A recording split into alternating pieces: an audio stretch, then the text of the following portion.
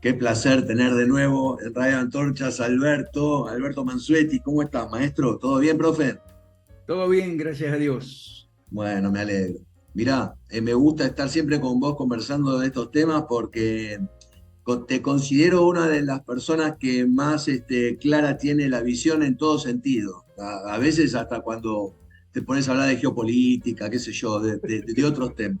Que hoy no es el tema, por eso te lo tiré así, te dije geopolítica.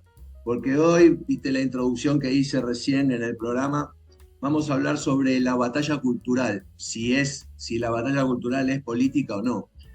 La pregunta que me sale para decirte es mucha batalla cultural, ¿no? Mucha lucha de ideas, mucho confrontación de ideas y todo. Pero a los papeles no vemos muy poca gente, ¿no? Bueno, las izquierdas ganan elecciones, ¿ok? Y, por ejemplo, en Guatemala hace pocos días ganó la izquierda otra vez, igual que en Colombia, en Chile, en Honduras, en México hace años. Y la izquierda gana, ¿ok?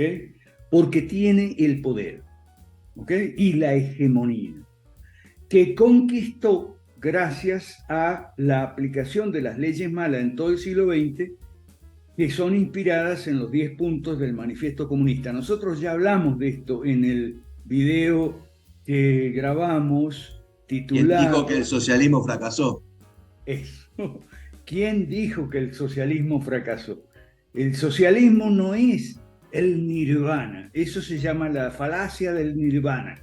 ¿Ok? El nirvana es un estado perfecto donde los niños son bien atendidos por el Estado. O sea, el nirvana socialista es el palabrerío, es el marketing. ¿Ok? Lo que en realidad las izquierdas quieren es tomar el poder, controlar el poder, ampliar y profundizar el poder y nada más que el poder, y lo demás le importa un pito.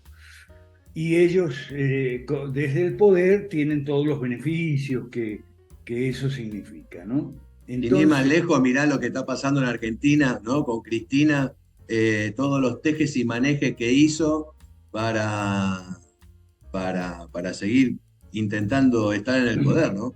Y las malas elecciones que hizo en los gobiernos anteriores. Siempre eligió mal, pero en realidad, claro, los pero, gobiernos fueron malos, pero siempre estuvo en el poder. pero Esa es la historia, ¿no? ya va, es que no podía elegir bien si los peronistas son todos socialistas, o sea, no podía elegir bien.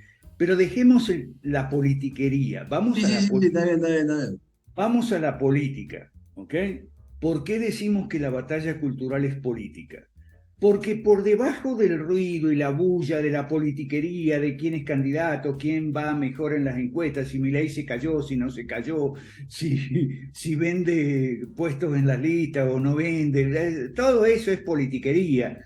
Como en Guatemala, por ejemplo, ahora resulta que a uno de los dos ganadores de izquierda, igual que el otro de izquierda, todo de izquierda, ¿ok?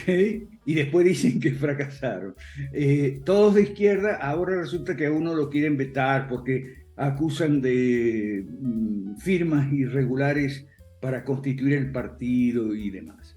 Entonces, eso es politiquería, eso es bulla, es pleito, mucho pleito entre personas y con falacias ad hominem, ¿no? Eso es politiquería. Por debajo de la politiquería está la política, y la política tiene cuatro niveles, siempre. El nivel ideológico, y ahí es donde vamos con la batalla cultural famosa, el nivel programático, o sea, los programas, la propuesta, deje las acusaciones ad hominem, vamos a la propuesta, ¿qué propone usted? Nosotros proponemos las 5 reformas. El tercero es el nivel representativo, o sea, vos tenés que representar a alguien. No podés decir yo represento a todos, yo represento al pueblo, porque eso es populismo. El tercer nivel es representativo y el cuarto es electoral. El problema es que nuestros partidos políticos ocultan su ideología. No No suelen tienen, decir, no tienen programas. no tienen programas, representatividad. Ellos dicen que representan al pueblo, son todos populistas y son maquinarias electorales. La verdad es que son maquinarias electorales y nada más. Entonces, la famosa batalla cultural está perdida de antemano. Está perdida de antemano si no vamos a el programa y cómo sacarlos del poder. ¿Ok? Por Claro, eso, claro, es como, vamos a poner que el punto uno, que es la parte ideológica, se, se viene cumpliendo, en parte o en menor parte todo. ¿Cómo se llega al punto dos, ¿no? Que es, bueno, ¿qué programa pero, proponen? ajá, pero ya Ahí es va. donde está el problema, me parece. La parte ideológica está perdida de antemano porque ya instalaron que el Estado, o sea, el gobierno, tiene que ocuparse de la educación, la salud, el deporte, las jubilaciones, el arte, la cultura, la ciencia y la tecnología, etcétera, Bueno, basta, etcétera, basta, está bien, etcétera. está bien, está bien, ya está. Que son bienes privados, por eso los tiene que producir el mercado, las empresas libres en competencia, porque eso es mucho más eficiente. Pero han instalado esa idea. Entonces han ganado la batalla ideológica. Y por eso tienen el poder. Tienen el poder, en el video anterior que mencioné, se explica cómo pasó eso. Entonces, la famosa batalla cultural está perdida de antemano. A no ser que demos una batalla política completa con partidos de 4 dimensiones: ideológica, programática, representativa y electoral, pero no puramente electoral. Y eso no lo tenemos nosotros, la derecha liberal, la derecha buena. ¿Me explico? Entonces, por eso yo hice un hilo de Twitter hace pocos días, Sí, ¿ok? sí, sí. Los vamos a poner en el programa y en la cuenta de Twitter, obviamente, lo voy a retuitear en la cuenta de Radio Ok, Antorcha, obviamente. ok. ¿Quiénes son los batalladores culturales? Bueno, una gente que es pro vida y pro familia, nosotros también, ¿ok? Es decir, que van contra el aborto y la ideología de género y contra la agenda LGBTIQ+, y todo eso, pero en economía son más estatistas que Stalin, ¿ok? Creen que el Estado tiene que intervenir en la economía por la justicia social y demás. Creen que incluso que el Estado tiene que controlar los precios y demás. ¿Ok?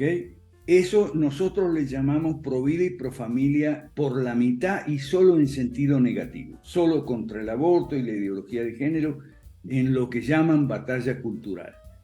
Pero ahí pierden. En Argentina la última expansión del derecho al aborto se hizo apenas menos de 2 meses después de una gran marcha, porque lo que esta gente propone son las marchas multitudinarias. Y en Argentina se hizo una gran marcha y a menos de 2 meses el Congreso aprobó otra expansión del derecho al aborto. Entonces, eso está perdido. La mayoría de los pro vida y pro familia son estatistas, no apoyan la reforma del libre mercado. Sí, Por eso son pro vida y pro familia el 50%. sí. Gran Alberto, contradicción. sí. Ajá, Eh, el hecho sí. de ser pro vida, pro familia y bueno, y por otro lado, cuando les hablas de economía, no se animan a hacer a practicar una política liberal. Ajá. Esos son los conservadores? A ver, son los conservadores de la derecha mala. Nosotros también somos conservadores, también estamos contra la ideología de género y demás, pero somos la derecha buena porque también somos liberales en economía y en educación. El programa de las 5 reformas son 3 políticas públicas: privatizar, desregular y abrir mercados a la competencia en el gobierno, la economía, la educación, la salud y las jubilaciones y pensiones. Nosotros somos derecha buena, derecha liberal y conservadora a la vez, ¿ok? Pero no solo contra el aborto y la ideología de género, ¿me explico? Ujú. Y además, ellos hablan de nueva izquierda. Incluso hicieron el libro negro de la nueva izquierda que se vendió mucho. Pues no hay nueva izquierda. Es la misma izquierda de siempre. Porque si usted revisa el Manifiesto Comunista, capítulo 2, 10 medidas de políticas públicas, todas referidas a la economía y a la educación. Si usted revisa, ahí tiene el marxismo clásico. ¿Y dónde está el marxismo cultural? En las obras juveniles de Marx. ¿Ok? Marx escribió antes del manifiesto. El manifiesto es año 48, cuando Marx cumple 30 años. Antes de hacerse marxista. No, fue marxista desde siempre. Lo que yo me refiero es que en sus obras juveniles, ¿okay?, él fue contra la familia, contra el matrimonio, que le llamaba familia burguesa, matrimonio burgués, contra la moral, que ya moral burguesa, contra la religión, que es el opio de los pueblos y todo eso. Entonces no hay nueva izquierda. Eso es una gran mentira, que la nueva izquierda. No hay nueva, es viejísima. Es más vieja que el Manifiesto Comunista. Solo que en el Manifiesto Comunista ellos fueron a la estructura.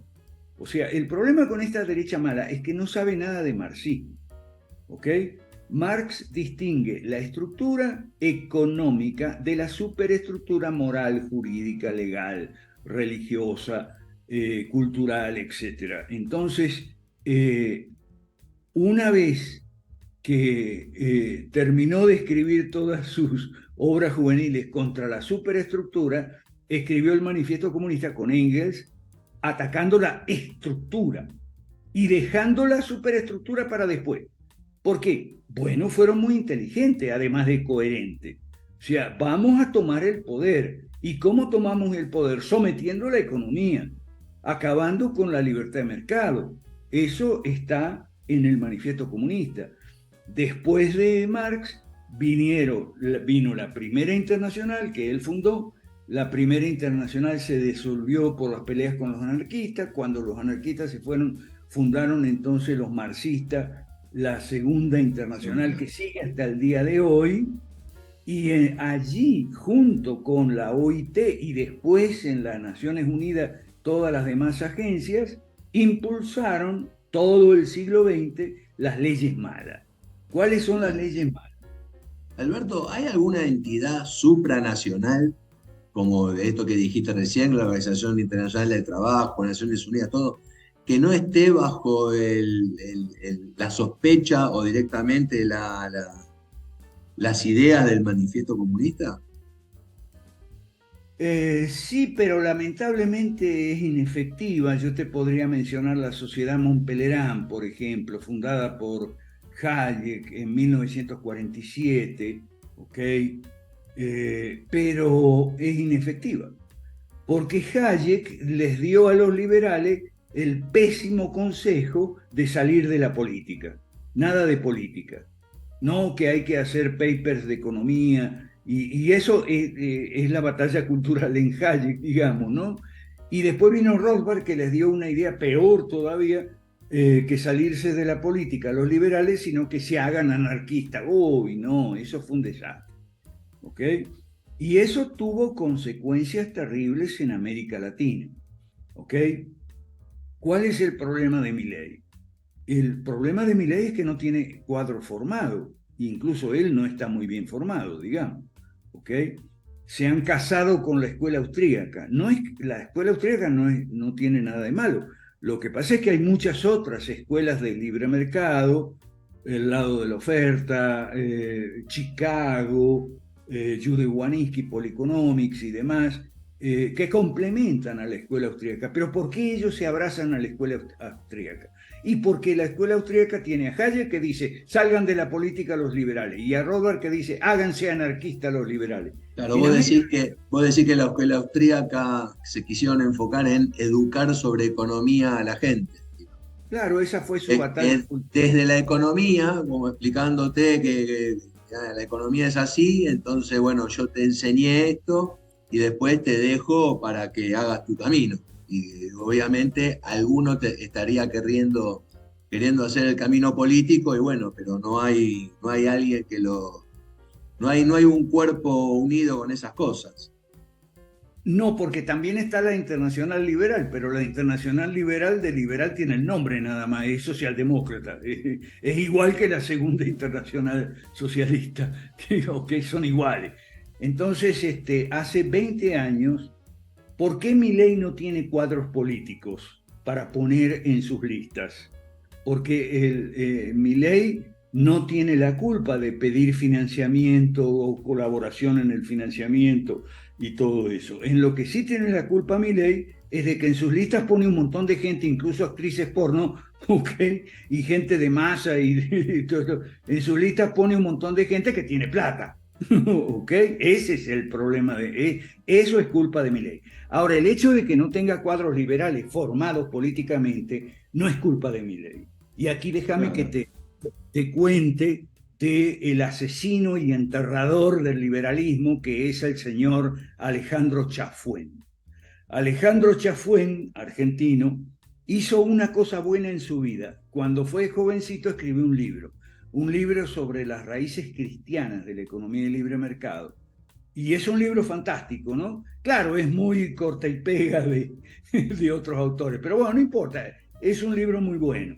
Pero eso fue lo único bueno que hizo en su vida. Después fue muchos años presidente de Atlas, que es una de las organizaciones que podría ser de nosotros, pero hace 20 años tuvimos una tremenda batalla contra Chafuen que perdimos, ¿ok? Los que queríamos formar cuadros y ellos no querían formar cuadros políticos, querían nada más que y la gente hiciera, los jóvenes sobre todo, Hablar de economía. Exacto, hicieran papers sobre la escuela austríaca, académico, porque no política nada. Bueno, ahora tenemos los malos resultados de aquella política antipolítica, ¿ok?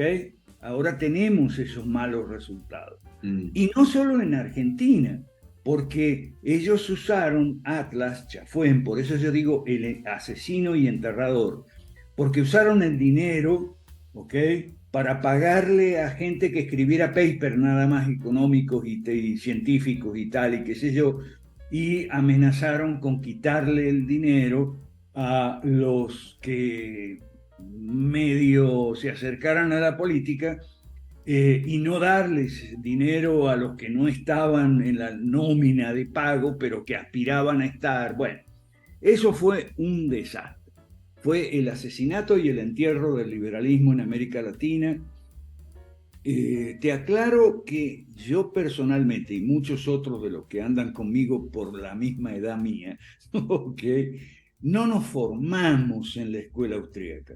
Nos formamos con un grande del liberalismo que se llamaba Vincent Miller. ¿Okay? Con Vincent Miller nos formamos los que hicimos un partido político en Costa Rica que llegó a tener 6 diputados, y en Venezuela otro partido político liberal clásico que llegó a tener otros 6 diputados. Te hablo de las décadas de los 90, ¿okay? De la década de los 90 principalmente, y que éramos liberales clásicos, no éramos libertarios. Los libertarios, el problema es que siempre andan en la antipolítica y el anarquismo y en esa cosa. Nosotros no, ¿ok? Incluso en Venezuela llegamos a tener un candidato a presidente muy bueno, el general Ítalo del Valle Aliegro, un militar retirado, que venía a las oficinas del partido a estudiar, donde yo daba clases junto con otros profesores, Emeterio Gómez y Roberto Duz, por si alguien ve este video en Venezuela, ¿ok?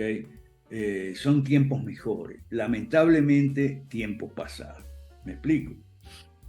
Alberto, es una frase hecha que no sirve de nada, esta que te voy a decir, de que harían falta economistas que sepan de política o políticos que sepan de economía.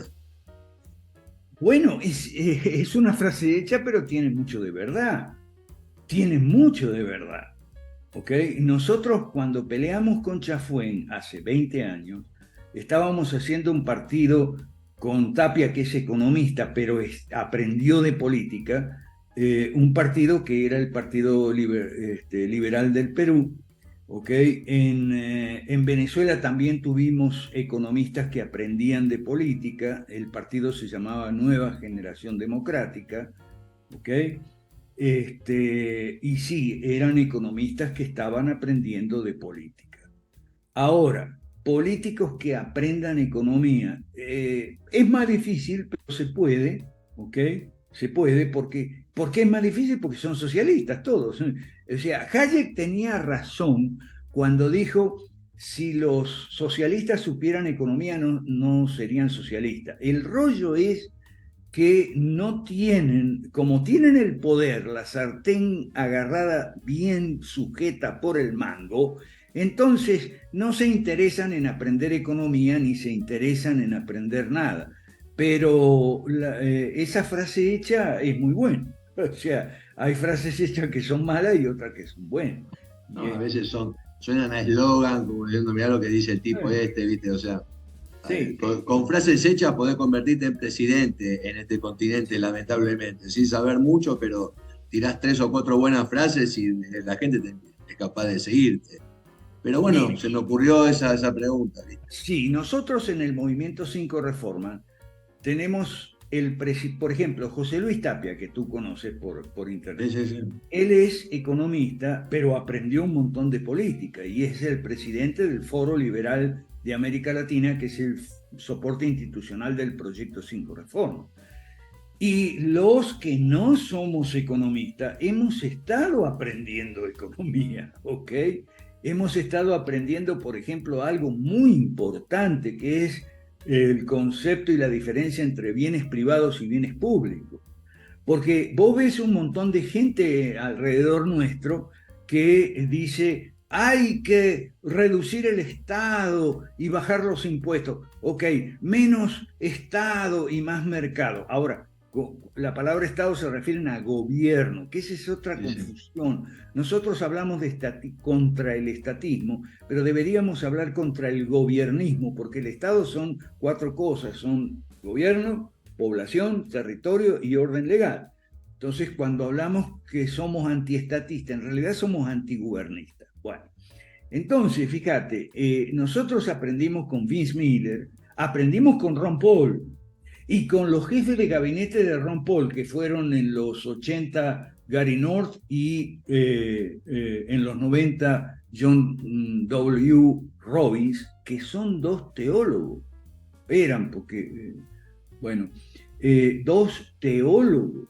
Y esos teólogos fueron los jefes de gabinete de Ron Paul, no eran economistas. Bueno, Gary North sí era economista. Entonces, fíjate, aprendimos con Ron Paul y en 2018 hicimos el foro en Guatemala donde estuvo el expresidente checo Václav Klaus, el que hizo la revolución de terciopelo. No fue Václav Havel, no, ese era un socialdemócrata que lo que hizo fue sabotear las reformas liberales de Václav Klaus. O sea, aprendimos de política con los grandes y con los científicos políticos como Sartori también, ¿ok? Aprendimos política con los grandes. Sí. ¿Qué tiene que ver la diferencia? Y aprendimos economía también, entre bienes públicos y bienes privados. Que los bienes privados son de consumo rival. O sea, si vos te tomás un vaso de Coca-Cola, yo ya no lo puedo tomar. Y se puede excluir al que no paga el precio. Por eso los bienes privados son producidos más eficientemente por el mercado, en competencia. ¿Okay? ¿Y cuáles son los bienes públicos? Porque el problema con los que te dicen menos Estado y más mercado es que no saben responder a la pregunta ¿dónde vas a meter la tijera? ¿Qué es lo que le vas a recortar al Estado? Y entonces viene la izquierda y con mucha inteligencia te dispara la pregunta ¿cuántos enfermos vas a dejar sin cama? ¿Cuántos niños sin escuela o sin comida? ¿O cuántas familias sin bolsa de alimentos y ese tipo de cosas? Y bueno, la derecha mala no tiene respuesta. La respuesta está en la teoría de los bienes públicos y bienes privados. El Estado solo es para los bienes públicos, que son de consumo indivisible, como por ejemplo, y por eso se financian con impuestos y es el gobierno el que lo provee, pero son tres nada más. Ahí tienes que meter la tijera: seguridad, justicia, infraestructura. ¿Ok? Ahí todo lo demás metes la tijera. Eso es para el Estado. Por eso el anarquismo es una tontería, porque el gobierno es, y eso está muy bien, encargado de producir bienes públicos. Es más, una premio Nobel, que es la economista sueca Elinor Ostrom, dice que el mercado en sí mismo es un bien público. ¿Ok? ¿Y por qué? Porque el gobierno provee seguridad, justicia, infraestructura, que es fundamental para el mercado, para que los mercados, para que funcione el mercado. funcionen. Entonces, Elinor Ostrom te dice, el mercado en sí mismo, o los mercados, como quiera, es un bien público. ¿Ok? Pero claro, el problema, Fabián, es que la politiquería impide hablar de estas cosas. Por eso yo agradezco mucho tu colaboración en tu canal, porque la politiquería impide hablar de estas cosas. ¿De qué habla la gente? De politiquería, nada más. Ahora, por ejemplo, en Guatemala no sé qué va a pasar. Hay una gran incertidumbre porque no quieren que el candidato Bernardo Arévalo pase a segunda vuelta. Y entonces le meten chicana, chicana, chicana, chicana. Eso es la politiquería, y la derecha mala es especialista en chicana. Y acá en Argentina también vivimos de chicana en chicana. Es levantarse a la mañana y ver qué novedad hay en las noticias sobre esas cosas. Bueno, por otro lado, un punto a favor que tiene Milei es que él presentó un programa económico, Sí.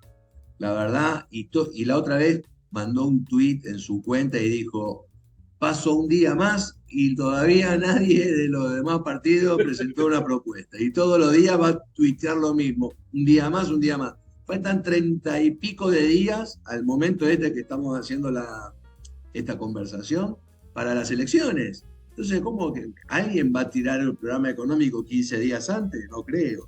O sea, me parece que todos los partidos estos van a estar hablando, como se dice acá, zaraza, zaraza, y todavía nadie ha presentado nada serio como para que lo podamos conversar entre nosotros.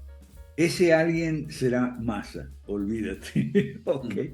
Que será el próximo presidente de Argentina, dependiendo, claro, no tengo la bola de cristal, dependiendo de los amigos de Juntos por el Cambio. Pero escuchame, fíjate, el problema con Milei es que presentó un programa, pero gradualista, siendo que él antes se oponía al gradualismo, con toda razón. Pero el problema es que dice que hacen falta 35 años porque son tres generaciones. No, eso no sirve. No, el programa dice 3 generaciones. Mira, el gradualismo no sirve, y Milei antes lo había dicho, pero después parece que cambió de idea. Hay varios videos sobre el milagro chileno, ¿ok? La mayoría son de Rolf Luders. Usted puede buscarlo en Google o en YouTube. Rolf Luders fue uno de los Chicago Boys, ¿ok? Artífices del milagro chileno. Y es muy importante porque él explica las razones del milagro chileno. Entonces, dice, él conversó con Pinochet muchas veces, todos los Chicago Boys conversaban con Pinochet, que Pinochet se había decidido por el liberalismo porque les dijo así: bueno, yo me decidí por el liberalismo porque aquí en Chile probamos a los conservadores con Alessandri, después con Frei a los demócratas cristianos, después con Allende a los socialistas y comunistas. Probamos todo en Chile, salvo el liberalismo. Bueno, vamos a dar una oportunidad al liberalismo. Entonces, sí, Pinochet fue un factor para el milagro económico chileno, pero no los militares. Acordate, porque Rolf Ruder dice con toda razón dictadores militares ha habido un montón en América Latina y ninguno hizo ningún milagro. En Argentina tuvimos a Onganía, Levington, Lanusse, después tuvimos a Videla, Viola y Galtieri, y no hicieron ningún milagro. ¿Okay? Entonces, no es la dictadura militar el secreto es el ladrillo. ¿Qué fue el ladrillo? Fue un programa no gradualista, ¿ok? Fue un programa muy completo que tenía incluida la transición. O sea, un programa para hacer capitalismo en Chile, pero incluyendo la transición, ¿ok? Pero no era gradualista. El ladrillo circuló mucho, fue producido en la época de Allende, ¿ok? Entonces, cuando llegaron los militares ya tenían el ladrillo encima de la mesa.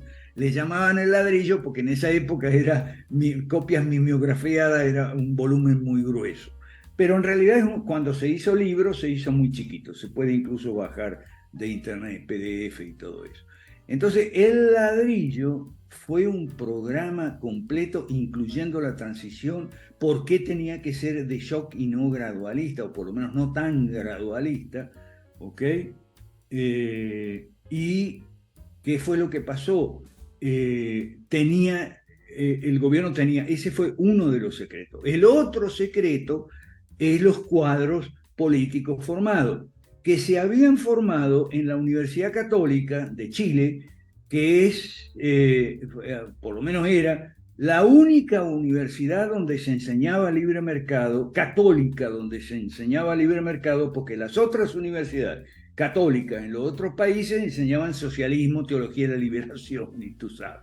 Entonces, esos cuadros formados en las épocas de Alessandri, Frei y Allende, los más grandes que ya eran profesores fueron a Chicago, estudiaron en la escuela de Chicago con Milton Friedman y demás, ¿ok? Y los otros apoyaron en los ministerios, en el intento de partido, que fue lo que le salió mal a Pinochet, fue que quiso ser un partido, pero eso fue lo que le salió mal, ¿no? Entonces, pero cuadros tenía. ¿Qué pasa en Argentina con Milei? Y bueno, que quiere hacer liberalismo sin cuadro liberal, y así no se puede. Pero él no tiene la culpa de eso. La culpa la tiene Alex. No. O en todo caso considero a 10, 15 o 20 años de desidia. Y Milei es una persona que apareció en la política hace nada más que 4 o 5 años. Sí. Milei con todo el carisma, con todo su conocimiento y el tipo con su controversia, que el tipo no se le animó a cualquiera en cualquier programa de televisión, de debate televisivo, y que muy bien lo hizo. Tendría que haber agarrado, no sé, el teléfono y decir, bueno, que venga la gente. Y no sé, no había nadie. Entonces capaz se encontró solo, ya sabía que estaba solo. Y bueno, y ahora está ese tema de que es como un iceberg, ¿no? O sea, son pocas personas que están participando en esos proyectos. Algunos los conocemos porque la semana pasada estuve con Diana Mondino, bueno, qué sé yo. Hay gente, pero vamos a ver si se necesita Bueno, cantidad en el caso de ganar el poder, ¿no? vamos a ver, Fabián, vos conoces a los del Partido de Evolución de Perú, conoces a los del Partido Fusionista de Guatemala, conoces a los del Partido Liberemos México, y yo personalmente, como argentino, llevo 20 años haciendo esfuerzo a ver si esto prende en Argentina. Debo reconocer que hasta ahora he fracasado. ¿Por qué? Porque la politiquería es un mal de toda América Latina, que en Argentina especialmente está muy acusado, y demasiado fuerte la politiquería. La politiquería absorbe el chiquitaje, ¿ok? Los detalles.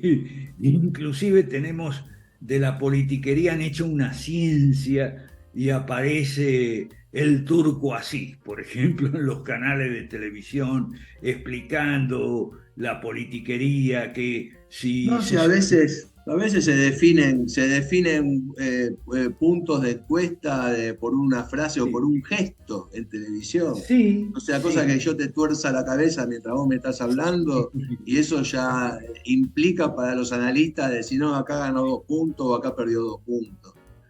Para los Es una locura. descifradores, ¿por qué Cristina le dio un golpe de estado a Boado de Pedro? Lo bajó así, de un, Mm.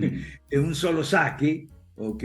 Y montó ahí a Massa, entonces, bueno, pero es que Boado también, no se miraban mucho, en vez de hablar una vez por semana, hablaban una vez cada 2 meses con Cristina, y hacen toda una ciencia de eso, de Sí, la sí, sí. politiquería, y ni hablar de la politiquería en Juntos por el Cambio. Entonces, el problema con Argentina es que además, hay otra cosa.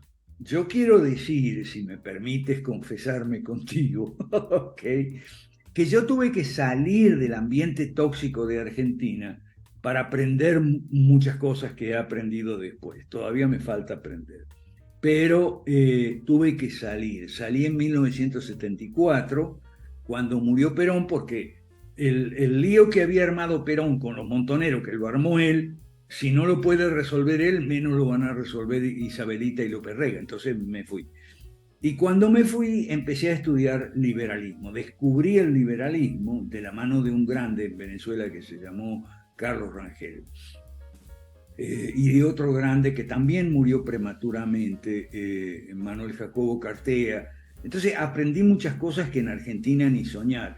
También leí el libro de Venegas Lynch, Fundamento del Análisis Económico, muy bueno para desasnarse en economía. Pero lamentablemente Venegas anda delirando un poco últimamente, coqueteando con el anarquismo y ni hablar. Entonces, en Venezuela aprendí cómo más o menos funcionaba una democracia no tan defectuosa, ¿okay? Cómo se respetaban los políticos de partidos contrarios, convivían en el Congreso, ¿okay? La democracia más o menos, no perfecta, funcionaba. Y además, claro, en Argentina yo fui sucesivo, era un jovencito, tenía un poquitos años, fui sucesivamente de Tacuara, de la democracia cristiana de izquierda y de Guardia de Hierro, puro estatismo, ¿ok? Puro estatismo. Entonces salí de Argentina y me saqué también ese estatismo tóxico de la cabeza. Aprendí lo que era la política en la teoría y en la práctica. A mí siempre me gustó combinar las dos cosas, la teoría y la práctica. Después hicimos ese partido liberal Nueva Generación Democrática. Y bueno, pero para eso tuve que salir de Argentina. Ahora, yo no te voy a pedir a vos que salgas de Argentina ni a tus amigos, pero vamos a ver si podemos hacer 5 reformas argentinas. Yo ya llevo como 4 fracasos con 5 reformas argentinas, porque entra gente que después se va, ¿ok? Se cansa y se va. Se cansa porque es imposible sacar a la Argentina, por lo menos la gente que se interesa en la política, Mm. sacarla de la toxicidad.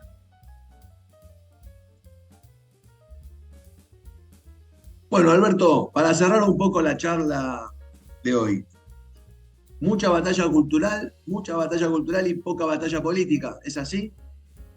Sí, sí, sí. Y hay que entender 3 cosas. Primero, que la batalla cultural es política, porque no es otra cosa que el aspecto político, el aspecto ideológico de la política. Política no es politiquería. El socialismo no fracasó. Están en el poder, son los que mandan, son los que ganan elecciones, ¿ok? Son los que tienen la hegemonía, ¿ok? Y no hay nueva izquierda.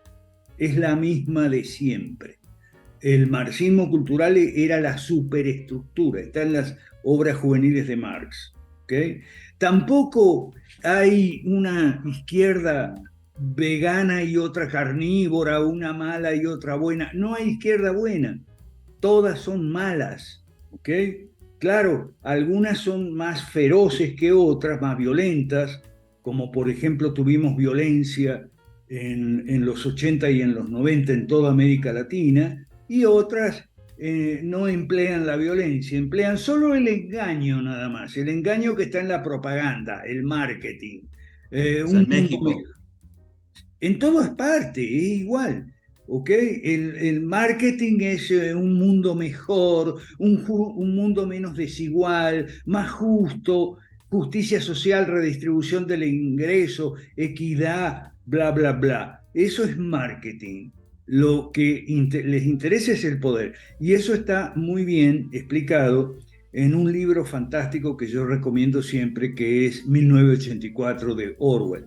Ahí el torturador conversa con el torturado y le explica, mire, todo eso del mundo mejor es puro bla, bla, bla. A nosotros nos interesa el poder. Algunos ingenuos se la creen, ¿ok? Se creen el cuento de el mundo mejor y tal. Otros no se lo creen. Pero bueno, en eso estamos y eso es 1984 de George Orwell, un libro que yo recomiendo mucho, especialmente ese diálogo. Mm. Bueno, Alberto, gracias, como siempre. Nos vamos a ver más seguido y bueno, otra charla que surja así entre nosotros, hacemos un programa, bueno, dale, hagamos un programa, estamos siempre dispuestos, creo, por lo menos de mi parte y sé que de la tuya también. Bueno, seguro, muchas ¿Sí? gracias, Fabián, muchas gracias y seguimos en la pelea por las 5 reformas. Un abrazo. Nos vemos, chao, chao.